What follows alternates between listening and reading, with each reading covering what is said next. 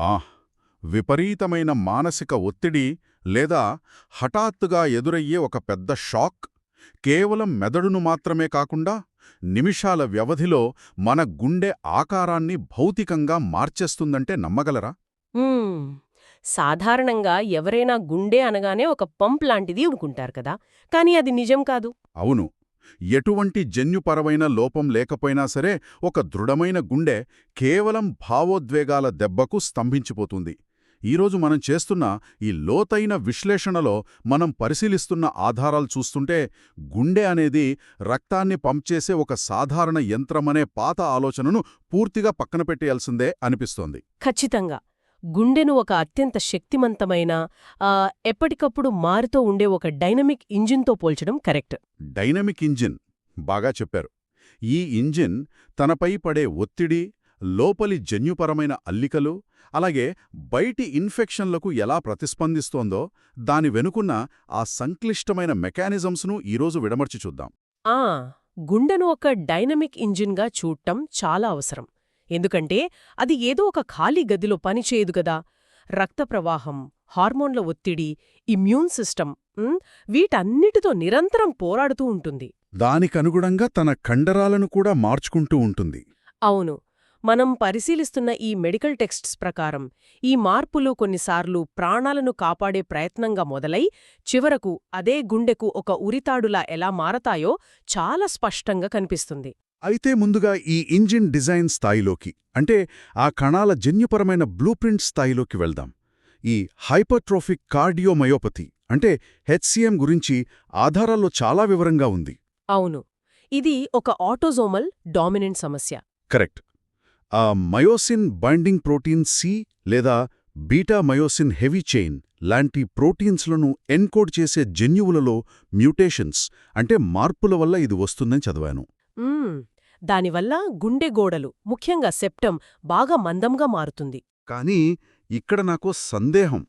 అంటే జన్యువుల్లో ఒక చిన్న కోడు మారితే కండరాలు ఇంతలా ఎందుకుబ్బిపోతాయి? అసలా కణాల లోపల ఏం జరుగుతోందంటారు? అది అర్థం చేసుకోవాలంటే మనం సార్కోమర్ గురించి మాట్లాడుకోవాలి. ఆ జన్యువులు గుండె కండరాల సంకోచానికి కారణమయ్యే ఈ సార్కోమర్ అనే సూక్ష్మ నిర్మాణానికి సంబంధించినవి. ఓహో, సార్కోమెర్. అవును. దీన్ని ఒక ఇంజిన్లోని చిన్న చిన్న గేర్లలాగా ఊహించుకోండి. జన్యువులలో లోపం వల్ల ఈ ప్రోటీన్లు లేదా ఆ గేర్లు లోపభూయిష్టంగా తయారవుతాయి. అంటే అవి సరిగ్గా పనిచేయవన్నమాట. ఖచ్చితంగా. అప్పుడు గుండె తాను సరిగ్గా పంప్ చేయలేకపోతుందని గ్రహించి మరింత బలాన్ని ప్రయోగించడానికి కొత్త కండర కణాలను ఉత్పత్తి చేయడం మొదలుపెడుతుంది. ఒక రకమైన కాంపెన్సేషన్. కరెక్ట్. కాని ఆ బ్లూప్రింట్ ముందే చెడిపోయింది కదా. ఆ కొత్త కణాలు ఒక క్రమపద్ధతిలో కాకుండా గందరగోళంగా ఎలా పడితే అలా అమరుతాయి. దీన్నే వైద్య పరిభాషలో మయోఫైబర్ డిస్అరే అంటారు. మయోఫైబర్ డిస్అరే అంటే దీన్ని వింటుంటే నాకు ఒక ఇటుకల గోడ గుర్తొస్తోంది. ఒక మేస్త్రి ఇటుకలను క్రమపద్ధతిలో పేర్చకుండా ఒకదానిపై ఒకటి అడ్డదిడ్డంగా పేర్చితే ఎలా ఉంటుందో అలాగనమాట. ఆ పోలిక చాలా బాగుంది. ఆ గోడ చూట్టానికి చాలా లావుగా, మందంగా కనిపిస్తుంది, కాని లోబో ఏమాత్రం స్థిరత్వం ఉండదు. కొంచెం ఒత్తిడి పడితే కూలిపోయేలా ఉంటుంది. బహుశా ఈ అస్తవ్యస్తమైన కణాల అమరిక వల్లే యువతలో సడన్ కార్డియాక్ డెత్ వస్తుందా? అవును, ఖచ్చితంగా. ఆ అస్తవ్యస్తమైన అమరిక, దానికి తోడు కణాల మధ్య ఇంటర్స్టీషియల్ ఫైబ్రోసిస్ అంటే ఒక రకమైన మచ్చలాంకి కణజాలం చేరడం వల్ల గుండె ఎలక్ట్రికల్ సిస్టమ్ తీవ్రంగా ప్రభావితమవుతుంది. కరెంటు ప్రవహించే తీగ మధ్యలో రాళ్లు అడ్డుపడినట్లుగా అన్నమాట. కరెక్ట్. అప్పుడు విద్యుత్ తరంగాలు షార్ట్ సర్క్యూట్ అయ్యి ప్రాణాంతకమైన వెంట్రిక్యులర్ అరిథ్మియాకు దారితీస్తాయి. అందుకే ఆటలాడే యువతలో అకస్మాత్తుగా గుండె ఆగిపోవడానికి ఇదొక ప్రధాన కారణం. వావ్, ఇది చాలా భయంకరమైన విషయం. అంతేకాదు, ఈ మందంగా మారిన కండరం మరో రకంగా కూడా ప్రమాదమే. రక్తం లెఫ్ట్ వెంట్రికల్ నుండి బయటకు వెళ్లే మార్గానికి, అంటే ఎల్విఓటికి ఈ మందమైన సెప్టమ్ ఒక అడ్డుగోడలా మారుతుంది. ఇక్కడే మన ఆధారాలలో ఒక చాలా ఆసక్తికరమైన పాయింట్ ఉంది. సాధారణంగా గుండె కష్టపడుతుంటే మనం రక్తం పరిమాణాన్ని తగ్గించి దానిపై భారం తగ్గించాలని చూస్తాం కదా. అవును, నాచురల్గా అదే చేస్తాం. కానీ ఈ హెచ్సిఎం ఉన్నవారిలో రక్తం వాల్యూమ్ తగ్గితే పరిస్థితి మరింత ప్రమాదకరంగా మారుతుందనుంది. అంటే అకస్మాత్తుగా నిలబడటం లేదా వల్సల్వా ప్రక్రియ చేయడం వల్ల రక్తం గుండెకు చేరడం తగ్గితే ఆ అవరోధం మరింత తీవ్రమవుతుందట. ఎందుకు రక్తం తగ్గితే దానికి ముప్పు? దీన్ని అర్థం చేసుకోవాలంటే గుండె గదిని ఒక నీళ్ల బెలూన్లా ఊహించుకోండి. సరే. లెఫ్ట్ వెంట్రికిల్లో రక్తం నిండుగా ఉన్నప్పుడు ఆ గది విశాలంగా ఉండి రక్తం బయటకు వెళ్లే మార్గం బాగా తెరుచుకుని ఉంటుంది. కాని మనం వల్సాల్వా ప్రక్రియ చేసినప్పుడు, అంటే శ్వాస బిగపట్టి ఛాతిలో పీడనం పెంచినప్పుడు గుండెకు తిరిగి వచ్చే రక్తం, అదే ప్రీలోడ్, తగ్గిపోతుంది. అప్పుడు ఆ లెఫ్ట్ వెంట్రికల్ గది సైజు చిన్నదవుతుంది. అవును. అలా గది చిన్నదైనప్పుడు ఆ మందంగా ఉన్న సెప్టమ్ మరియు మిత్రల్ వాల్వ్ ఈ రెండూ ఒకదానికొకటి చాలా దగ్గరగా వచ్చేస్తాయి. అప్పుడు గుండె సంకోచించినప్పుడు ఆ మార్గం పూర్తిగా మూసుకుపోతుంది. ఓహో, అంటే ఛాంబర్ పెద్దదిగా ఉంటేనే దారి తెరుచుకుని ఉంటుందన్నమాట. ఖచ్చితంగా. గుండెలో రక్తం నిండుగా ఉంచడం ఇక్కడ చాలా ముఖ్యం. దీన్ని బట్టి చూస్తే ప్రీలోడ్ లేదా ఆఫ్టర్ లోడ్ను తగ్గించే మందులు అనగా నైట్రేట్స్, డైహైడ్రోపిరిడిన్ కాల్షియం ఛానల్ బ్లాకర్స్ లేదా ఏస్ ఇన్హిబిటర్స్ వీరికి అస్సలు ఇవ్వకూడదు. అవును, అవిస్తే పరిస్థితి ఇంకా విషమిస్తుంది. అదే సమయంలో గుండె రేటును తగ్గించే బీటా బ్లాకర్స్ లేదా వెరాపామిల్ లాంటివి ఇస్తే గుండె నిదానంగా కొట్టుకుని ఎక్కువ సమయం పాటు రక్తాన్ని నింపుకుంటుంది. కాబట్టి అవరోధం తగ్గుతుంది. ఎజెక్షన్ ఫ్రాక్షన్స్ సాధారణంగా ఉన్నా సరే ఈ జాగ్రత్తలు తీసుకోవాల్సిందే. ఇక్కడ మీరింకో విషయం కూడా గమనించాలి. కండరం అంత మందంగా మారినప్పుడు దానికి సాగే గుణం ఉండదు. ఎలాస్టిసిటీ తగ్గిపోతుంది. అది ఒక గట్టి రబ్బర్లాగా మారుతుంది.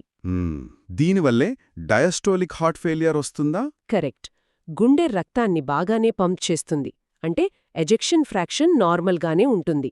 కాని సరిగ్గా వ్యాకోచించి రక్తాన్ని నింపుకోలేదు. దీనివల్ల ఫిల్లింగ్ ప్రెషర్స్ విపరీతంగా పెరుగుతాయి. అప్పుడు కర్ణికలు రక్తాన్ని నెట్టడానికి ఇబ్బంది పడతాయి గదా? అవును. ఆ కర్ణికలు అంటే ఏట్రియా ఆ గట్టిపడిన వెంట్రికల్లోకి రక్తాన్ని నెట్టడానికి చాలా బలంగా సంకోచిస్తాయి. ఆ రక్తం వెళ్లి గట్టిగోడను ఢీకొడినప్పుడు వచ్చే శబ్దమే S4 హార్ట్ సౌండ్. ఓహో, S4 సౌండ్ వెనుకున్న మెకానిజం ఇదనమాట. ఈ సౌండ్ అనేది వయస్సు పైబడిన వారిలో సాధారణంగా వినిపించినా చిన్న వయసు వారిలో క్రానిక్ హైపర్ టెన్షన్ వల్ల వస్తుందని మూలాలు స్పష్టం చేస్తున్నాయి.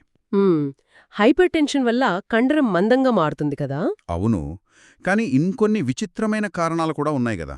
ఉదాహరణకు హీమోక్రోమాటోసిస్, ఇనుము ఎక్కువగా గ్రహించబడి గుండెలో పేరుకుపోవడం. అసలు ఇనుము పొట్టలో గ్రహించబడి గుండెదాకా వెళ్లి ఎలా డ్యామేజ్ చేస్తుందంటారు? సాధారణంగా మన శరీరంలో అదనంగా ఉన్న ఇనుమును బయటకు పంపే సరైన యంత్రాంగం ఏదీ లేదు. కాబట్టి ఆ ఐరన్ వెళ్లి గుండె కణాల లోపల, అంటే కార్డియోమయోసైట్స్ లో పేరుకుపోతుంది. అక్కడ పేరుకుపోయి ఏం చేస్తుంది? అక్కడ అది ఫ్రీ రాడికల్స్ను ఉత్పత్తి చేసి కణాలను తీవ్రంగా దెబ్బతీస్తుంది. మొదట్లో ఇది గుండెను గట్టిపరిచి మీరు ఇందాక చెప్పిన డయాస్టోలిక్ డిస్ఫంక్షన్కు దారితీస్తుంది. ఆ తర్వాతేమవుతుంది?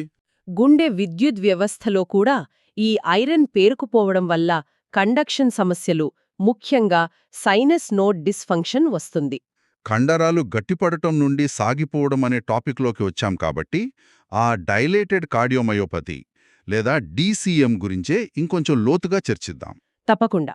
గుండె గదులు బెలూన్లా పెద్దవిగా మారిపోయి గోడలు పల్చపడిపోతాయి గదా. దీనివల్ల కండరాల సంకోచం తగ్గిపోతుంది. అయితే దీనికి ప్రధాన కారణాల్లో ఒకటి జన్యుపరమైనది. ముఖ్యంగా ఈ TTN జీన్యువులో మ్యూటేషన్ అని చూశాను. అవును, TTN. ఇది సార్కోమోర్ ప్రోబెయిన్ అయిన టైటిన్ను కోడ్ చేస్తుందట. అసలు ఈ టైటిన్ ప్రోటీన్ గుండెలో ఏం చేస్తుంది? అది లోపిస్తే గుండె ఎందుకలా సాగిపోతుంది? టైటిన్ అనేది మనిషి శరీరంలోనే అత్యంత పెద్ద ప్రోటీన్. దీన్ని ఒక అతిపెద్ద మైక్రోస్కోపిక్ స్ప్రింగ్ లాగా ఊహించుకోండి. ఒక స్ప్రింగ్ లాగానా? అవును. గుండె సంకోచించి వ్యాకోచించేటప్పుడు కండరాలు మరీ ఎక్కువగా సాగిపోకుండా ఒక పరిమితిలో ఉంచేది ఈ స్ప్రింగే. జన్యుపరమైన లోపం వల్ల ఈ స్ప్రింగ్ తెగిపోయినా లేదా బలహీనపడినా కండరాలకు ఆ సాగే గుణాన్ని నియంత్రించే శక్తి పోతుంది. అప్పుడు గుండె సాగిపోతుందన్నమాట. కరెక్ట్. దానివల్ల రక్తపోటు, ఒత్తిడికి గుండె నెమ్మదిగా సాగిపోయి పెద్దదిగా మారుతుంది. గది పెద్దదవ్వడం వల్ల లోపల రక్తం సరిగ్గా పంప్ అవ్వక అక్కడే నిలిచిపోతుంది.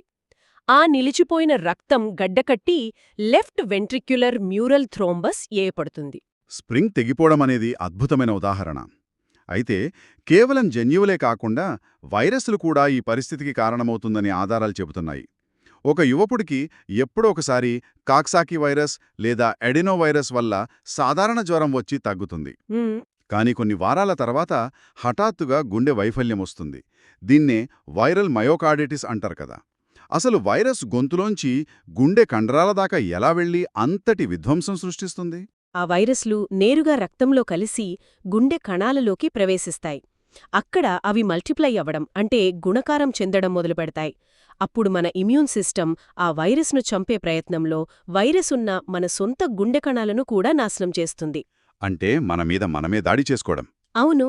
అందుకే బయాప్సీలో చూస్తే మనకు కణాల నెక్రోసిస్ అంటే కణాలు చనిపోవడం మరియు మోనోన్యూక్లియర్ ఇన్ఫిల్ట్రేట్ స్పష్టంగా కనిపిస్తుంది. ఇంత భారీ ఎత్తుల కణాలు చనిపోవడం వల్ల కండరాలు బలహీనపడి గుండె సాగిపోతుంది. ఇది కాకుండా గర్భిణీ స్త్రీలలో అరుదుగా వచ్చే పెరిపాటం కార్డియోమయోపతి కూడా రక్తనాళాల వృద్ధి కారకాలు దెబ్బతినడం వల్లే వస్తుందని చదివాను. అవును, అది కూడా ఒక కారణమే. ఇక్కడ నాకొక ముఖ్యమైన ప్రశ్న ఉంది. ఇస్కీమిక్ హార్ట్ డిసీజ్ వల్ల కానీ వాల్వ్స్ లీక్ అవ్వడం వల్ల కానీ గుండెపై నిరంతరం భారం పడినప్పుడు కూడా గుండె సాగిపోతుంది. దాన్ని క్రానిక్ వాల్యూమ్ ఓవర్లోడ్ అంటారు. కరెక్ట్. అసలు గుండె తన గదులను ఎందుకు అంతలా సాగదీసుకుంటుంది? అది ఎజెక్షన్ ఫ్రాక్షన్ను మెరుగుపరచడానికి శరీరం చేసే ఒక డిఫెన్స్ మెకానిజమా? చాలా లాజికల్ ప్రశ్న అడిగారు. అవును, ప్రారంభంలో ఇది శరీరం తనను తాను కాపాడుకోవడానికి చేసే ప్రయత్నమే. దీన్ని కాంపెన్సేటరీ ఎక్సెంట్రిక్ రీమోడలింగ్ అంటారు. అంటే ఏంటి? గుండెకు పంపింగ్ సామర్థ్యం తగ్గినప్పుడు దాన్ని బ్యాలెన్స్ చేయడానికి తన గది పరిమాణాన్ని పెంచుకుంటుంది. గది పెద్దదైతే అందులో ఎక్కువ రక్తం నిండుతుంది కదా. అప్పుడు గుండె కొద్దిగా సంకోచించినా బయటకు వెళ్లే రక్తం పరిమాణం సాధారణ స్థాయిలోనే ఉంటుంది. ఓహో, అంటే స్ట్రోక్ వాల్యూమ్ మెయింటైన్ అవుతుంది. కరెక్ట్. ఇది టెంపరరీగా ప్రాణాలను కాపాడుతుంది. కానీ భౌతిక శాస్త్రంలోని లాప్లాస్ లా ప్రకారం గది పరిమాణం పెరిగే కొద్దీ గోడలపై ఒత్తిడి అంటే వాల్ స్ట్రెస్ విపరీతంగా పెరుగుతుంది. ఆ నిరంతర ఒత్తిడికి తట్టుకోలేక పల్చబడిన కండరాలు పూర్తిగా విఫలమవుతాయి. అంటే ప్రాణం నిలబెట్టాలనుకున్న మెకానిజమే చివరకు శాపంగా మారుతుందన్నమాట. అవును. మరి గుండెపోటు అంటే మయోకార్డియల్ ఇన్ఫాక్షన్ వచ్చినప్పుడు కణాలు పూర్తిగా చనిపోతాయి కదా. అక్కడ గుండె తనను తాను ఎలా రిపేర్ చేసుకుంటుంది? మన చర్మానికి గాయమైతే మచ్చ పడినట్లుగా గుండె కూడా మచ్చను ఏర్పరుస్తుందా? ఖచ్చితంగా. దెబ్బతిన్న చనిపోయిన కండరాల స్థానంలో ఒక బలమైన మచ్చ ఏర్పడుతుంది. దీన్ని టైప్ 1 కొల్లాజెన్తో నిర్మిస్తుంది. Type 1 collagen? అవును. శరీరంలో అత్యంత దృఢమైన కొల్లాజెనిది. ఎముకలు, స్నాయువులు తయారయ్యేది దీంతోనే. ఆ చనిపోయిన భాగంలో గుండె పగిలిపోకుండా ఈ కొల్లాజెన్ అడ్డుకుంటుంది. అదొక కవచంలాగా పనిచేస్తుందన్నమాట. అవును. కాని దానికి కండరంలాగా సంకోచించే, వ్యాకోచించే గుణముండదు. కాబట్టి అక్కడ ఎప్పటికీ ఒక పనికిరాని డెడ్ జోన్ ఏర్పడిపోతోంది. ఇప్పటివరకు మనం గుండె లోపల ఇంజిన్ ఫెయిల్యూర్స్ గురించి మాట్లాడాం. ఇప్పుడు బయటి వాతావరణం నుండి వచ్చే ఇన్ఫెక్షన్లు మరియు ఒత్తిడి గుండెను ఎలా దెబ్బతీస్తాయో చూద్దాం. ఈ పరిశోధనా పత్రాలన్నింటిలోనూ నన్ను అత్యంత ఆశ్చర్యపరిచిన అంశం ఈ స్ట్రెస్ కార్డియోమయోపతి లేదా టాకోట్సుగో కార్డియోమయోపతి. అవును, ఇది చాలా ఇంట్రెస్టింగ్ టాపిక్. మనం ఇంట్రోలో చెప్పుకున్నట్లు తీవ్రమైన భావోద్వేగ ఒత్తిడి భౌతికంగా గుండెను దెబ్బతీస్తోంది. అసలు మన మెదడులోని ఒక ఎమోషన్ భౌతికంగా లెఫ్ట్ వెంట్రికల్ కింది భాగాలను స్తంభింపజేసేలా ఎలా చేయగలుగుతుంది? ఆ సమయంలో మన శరీరంలో జరిగే రసాయన మార్పులే దీనికి కారణం. తీవ్రమైన భయం లేదా బాధ కలిగినప్పుడు రక్తంలోకి అడ్రినలిన్ లాంటి క్యాటెకిలోమైన్స్ ఒక్కసారిగా వరదలాగా వస్తాయి. ఒక రకమైన హార్మోన్ టాక్సిసిటీ అంటారా? ఖచ్చితంగా. గుండె అడుగుభాగంలో అంటే అపెక్స్లో ఈ హార్మోన్లకు ప్రతిస్పందించే రిసెప్టర్లు చాలా ఎక్కువగా ఉంటాయి. కాబట్టి ఆ భాగం విపరీతమైన ఉద్దీపనకు గురై తాత్కాలికంగా స్తంభించిపోతుంది. దాన్ని హైపోకైనెసిస్ అంటారు. కాని పైభాగం మాత్రం బాగా కొట్టుకుంటుంది. దాన్ని హైపర్కైనెసిస్ అంటారు. ఓహో. ఎకోకార్డియోగ్రామ్లో చూస్తే ఇది జపనీస్ వాడే పీతలను పట్టే కుండలాగా కనిపిస్తుంది. ఆ కుండనే టాకోట్సుబో అంటారు. ముఖ్యంగా ఋతుక్రమం ఆగిపోయిన మహిళల్లో ఈస్ట్రోజెన్ రక్షణ లేకపోవడం వల్ల ఇది ఎక్కువగా కనిపిస్తుంది. కానీ ఇది శాశ్వతమా? ఈ ఇన్ఫెక్షన్ల విషయానికొస్తే చిన్నప్పుడు వచ్చే గొంతు ఇన్ఫెక్షన్ నిర్లక్ష్యం చేస్తే అది కొన్ని వారాల తర్వాత రుమాటిక్ ఫీవర్గా మారి గుండె కవాటాలను నాశనం చేస్తుందని ఉంది. అసలు గొంతులో ఉండే ఆ బ్యాక్టీరియా గుండెని ఎందుకు టార్గెట్ చేస్తుంది? దీన్ని మెడికల్ టర్మినాలజీలో మాలిక్యులర్ మిమిక్రీ అంటారు. స్ట్రెప్టోకోకస్ బ్యాక్టీరియా పైన ఉండే ప్రోటీన్స్ మన గుండె కండరాలు మరియు వాల్స్ పైన ఉండే ప్రోటీన్లను చాలా వరకు పోలి ఉంటాయి. ఓహో, అప్పుడు మన ఇమ్యూన్ సిస్టమ్ కన్ఫ్యూజ్ అవుతుందా? అవును, మన ఇమ్యూన్ సిస్టమ్ బ్యాక్టీరియాను చంపడానికి యాంటీబాడీలను తయారు చేస్తుంది. కానీ ఆ యాంటీబాడీలు కన్ఫ్యూజ్ అయ్యి మన గుండె కణజాలంపైనే దాడి చేస్తాయి.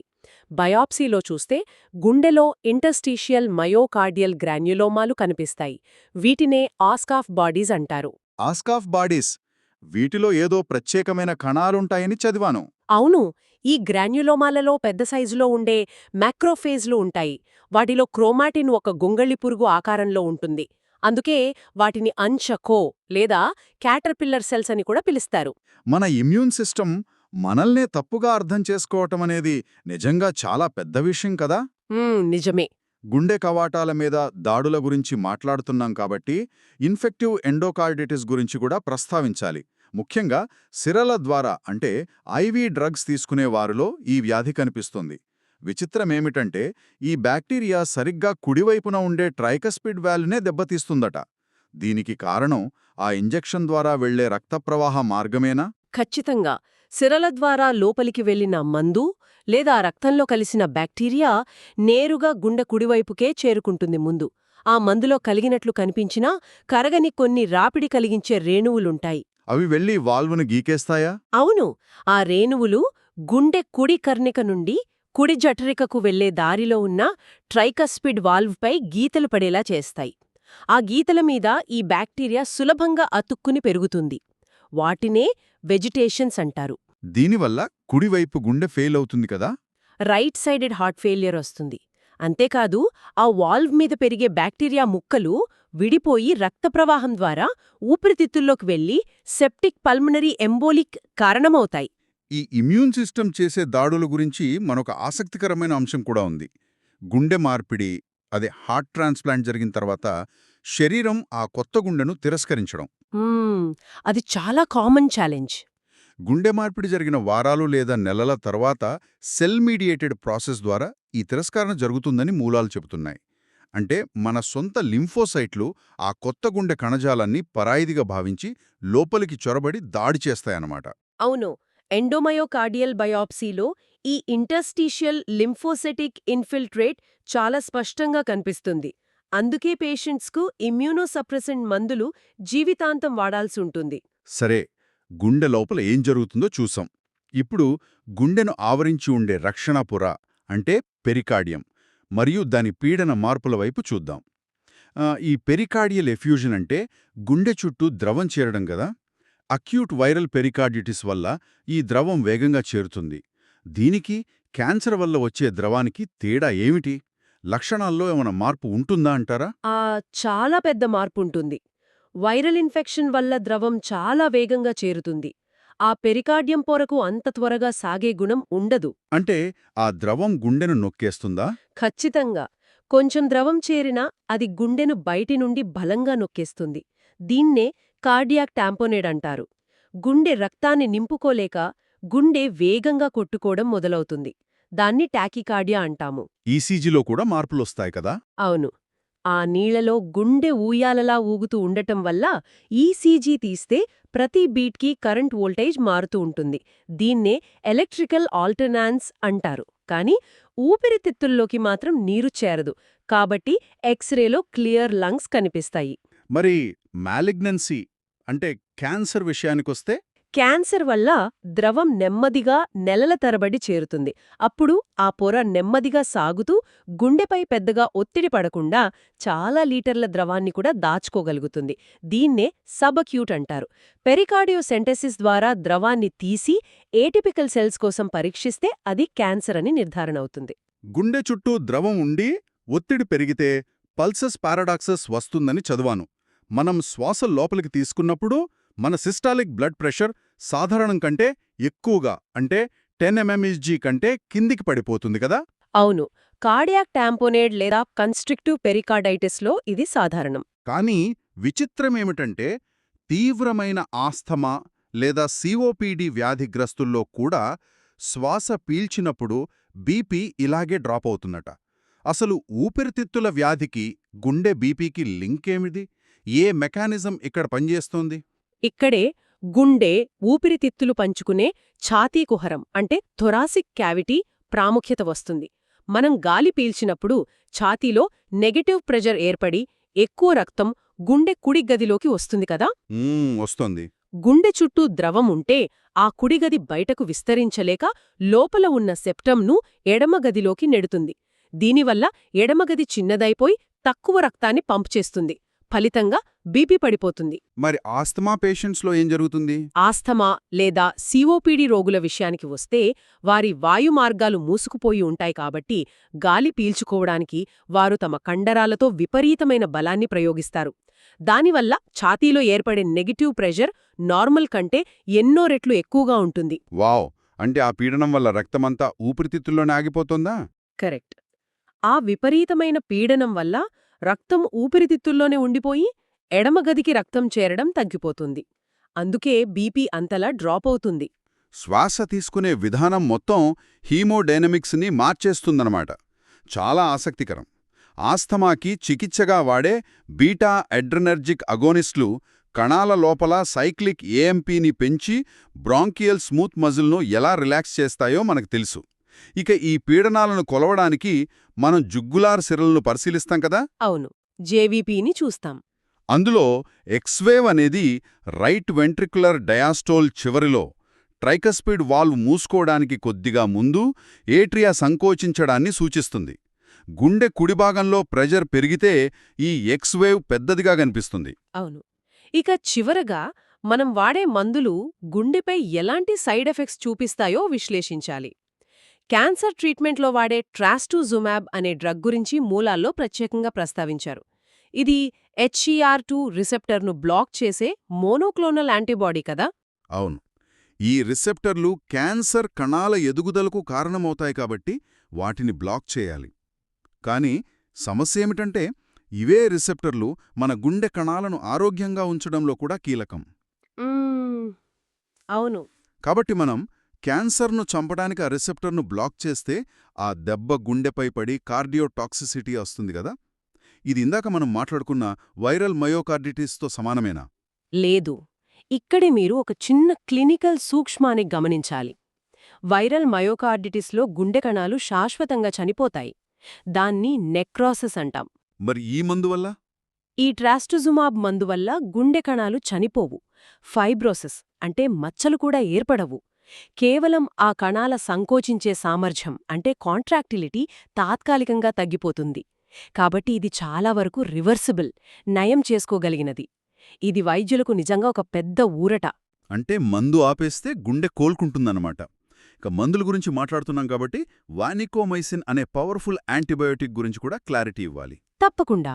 దీన్ని ఐవి ద్వారా వేగంగా ఎక్కించినప్పుడు రోగి ముఖం, మెడ, చర్మం ఎర్రబడిపోయి విపరీతమైన దురద వస్తుంది కదా. దాన్నే రెడ్ మ్యాన్ సిండ్రోమ్ అంటారు. చాలామంది ఇది చూసి పెన్సిలిన్ ఎలర్జీ లాంటి తీవ్రమైన ఎలర్జీ అని భయపడతారు. దీని వెనుక ఉన్న లాజిక్ ఏమిటి? అది నిజమైన ఎలర్జీ కాదు. నిజమైన ఎలర్జీలో IgE యాంటీబాడీలు ఉంటాయి. కానీ వాన్కోమైసిన్ను సిరల్లోకి వేగంగా ఎక్కించినప్పుడు ఆ మందు నేరుగా మన చర్మంలో ఉండే మాస్ట్ కణాలను డీగ్రాన్యులేట్ చేస్తుంది. అంటే మాస్ట్ కణాలను పగలగొడుతుందా? అవును. వాటిని పగలగొట్టి లోపల ఉన్న హిస్టామిన్ను రక్తంలోకి విడుదల చేస్తుంది. హిస్టామిన్ వల్ల రక్తనాళాలు వ్యాకోచించి చర్మం ఎర్రబడుతుంది. ఇదంతా మందు వెళ్లే వేగం వల్లే తప్ప రోగికి ఆ మందు పడకపోవడం వల్ల కాదు. ఆ ఇన్ఫ్యూజన్ వేగాన్ని తగ్గిస్తే లక్షణాలు వాటంతటవే సర్దుకుంటాయి. సో ఇదంతా చూస్తే మనకర్థమయ్యే సారాంశమేమిటి? గుండె అనేది కేవలం రక్తాన్ని పంపు చేసే యాంత్రికమైన పంపు కాదు. ఒకవైపు జన్యువుల బ్లూప్రింట్తో మరోవైపు ఐరన్ పేరుకుపోవడం, వైరస్ల దాడులు, మనం వాడే మందుల ఇన్ఫ్యూజన్ రేటు మరియు భావోద్వేగాల వల్ల వచ్చే కేటకోలమైన హార్మోన్లతో నిరంతరం సంభాషించే, ఎప్పటికప్పుడు తనను తాను మార్చుకునే ఒక సున్నితమైన నెట్వర్క్. ఖచ్చితంగా. ఈ మెకానిజమ్స్ అన్నీ అర్థం చేసుకుంటే ఒక మందు ఎందుకు పనిచేస్తుందో, ఎందుకు ప్రమాదంగా మారుతుందో మనకు స్పష్టత వస్తుంది. మన జీవనశైలి, జన్యువులు, చికిత్సలు ఇవన్నీ కలిసి ఈ డైనమిక్ బ్యాలెన్స్ను ఎలా నడుపుతున్నాయో తెలుసుకోవడం ప్రతి ఒక్కరికీ అవసరం. అద్భుతం. అయితే ముగించే ముందు వింటున్నవారికి ఒక ఆలోచింపజేసే ప్రశ్న వదిలేయాలనుకుంటున్నాను. టాకోట్సుబో కార్డియోమయోపతిలో చూసినట్లుగా ఏదో ఒకరోజు జరిగే ఒక పెద్ద భావోద్వేగ ఒత్తిడి నిమిషాల్లో మన లెఫ్ట్ వెంట్రికల్ ఆకారాన్ని మార్చేసి స్తంభింపజేయగలిగితే, మరి మనం ప్రతిరోజు, ప్రతి క్షణం ఆఫీస్లోనో, ట్రాఫిక్లోనో, రిలేషన్షిప్స్లోనో అనుభవించే చిన్న చిన్న మానసిక ఒత్తిడ్లు మనకు తెలియకుండానే జీవితకాలం పాటు మన హృదయనాళాల వ్యవస్థను ఇంకెంతగా మార్చేస్తూ ఉండొచ్చు. ఒక పెద్ద దెబ్బకు గుండె అంతలా స్పందిస్తే, రోజు తగిలే చిన్న దెబ్బల వల్ల ఇప్పటికీ మనం కొలవలేని ఆ సూక్ష్మమైన మార్పులు ఇంకెన్ని జరుగుతున్నాయో కదా. మీ గుండెపై పడే ఒత్తిడి గురించి ఒక్కసారి ఆలోచించండి. మళ్ళీ కలుద్దాం.